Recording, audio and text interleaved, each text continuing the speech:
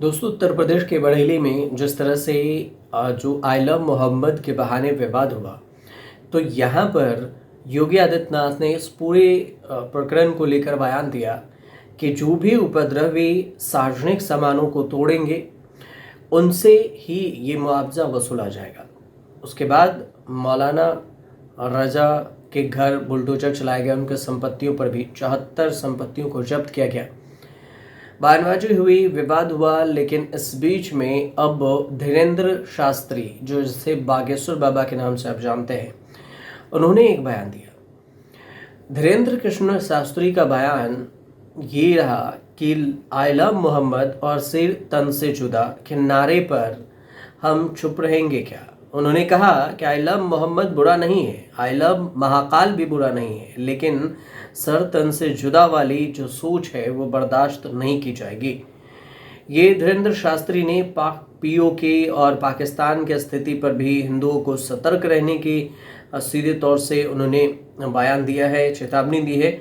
और इसी दौरान उन्होंने कहा मध्य प्रदेश के उज्जैन में एक प्रशासन ने इन पोस्टरों को हटाने की सख्ती भी दिखाई थी जो आई लव मोहम्मद है। उसी पर धीरेन्द्र शास्त्री का बयान आया कि आई लव मोहम्मद कहना गलत नहीं है, जैसे आई लव महाकाल भी बुरा नहीं है, लेकिन जो लोग सर तन से जुदा की धमकी देते हैं वह कभी भी बर्दाश्त नहीं किया जाएगा। उन्होंने ये भी स्पष्ट शब्दों में कहा कि किसी को हिंदू त्योहारों या परंपराओं पर निशाना बनाने का हक बिल्कुल भी नहीं है।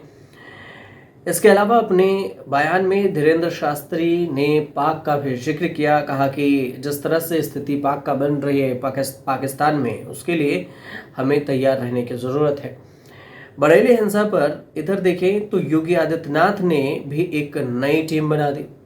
उधर असदुद्दीन ओवैसी का कहना हुआ कि जिस तरह से एक्शन और जुल्म हो रहा है वो अब बर्दाश्त नहीं किया जा सकता है।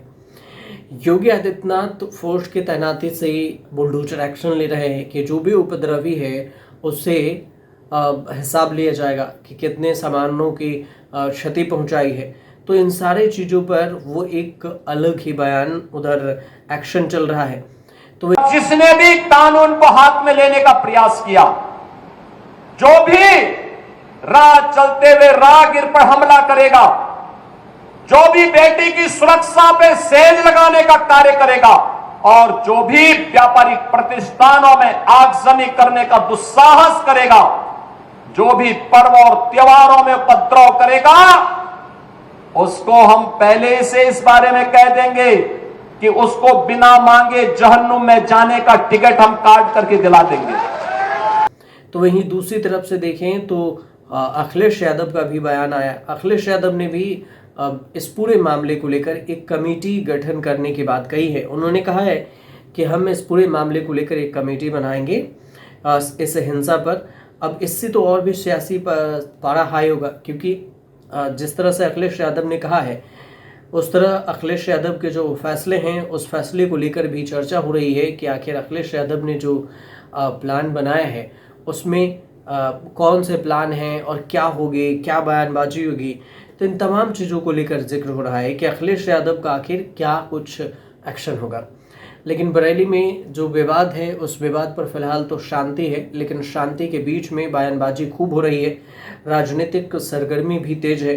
अखिलेश यादव 14 लोगों की टीम बनाए हैं और इस दौरान उन्होंने कहा कि उत्तर प्रदेश में विधानसभा चुनाव होने वाला है और उससे 1 साल पहले ही 1 से 1.5 साल का भी वक्त बाकी है। 2027 में ये चुनाव होने हैं, लेकिन इससे पहले ही बरेली हिंसा के बाद जो तनावपूर्ण स्थिति है उसको शांति का दावा तो कर रहे हैं प्रशासन, लेकिन सब कुछ नियंत्रण में भी है।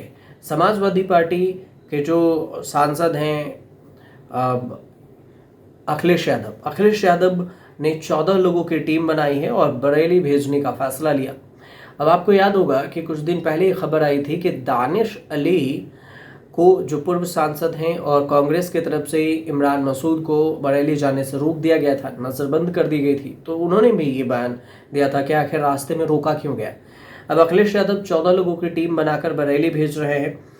अब सपा की जो इकाई अध्यक्ष है श्यामलाल पाल, उनका ये कहना हुआ एक पत्र के द्वारा कि समाजवादी पार्टी के माननीय राष्ट्रीय अध्यक्ष अखिलेश यादव ने के दिशा निर्देश से समाजवादी पार्टी का एक प्रतिनिधि मंडल जो जल्द ही उनके कहने के से ही बरेली जाएगी और ये 4 अक्टूबर को वहाँ पर जा रही हैं। तो बरेली में 26 सितंबर को जुम्मे की नमाज के बाद यहाँ पर मुस्लिम समाज के लोग कुछ समस्याओं को लेकर शांतिपूर्ण ढंग से जिलाधिकारी को ज्ञापन देने जा रहे थे। इस दौरान उसके बाद हिंसा भड़की और सपा ने अपने पत्र में ये भी लिखा है कि निर्दोष लोगों पर रास्ते में पुलिस और पीएस द्वारा बेरहमी से लाठीचार्ज किया गया है।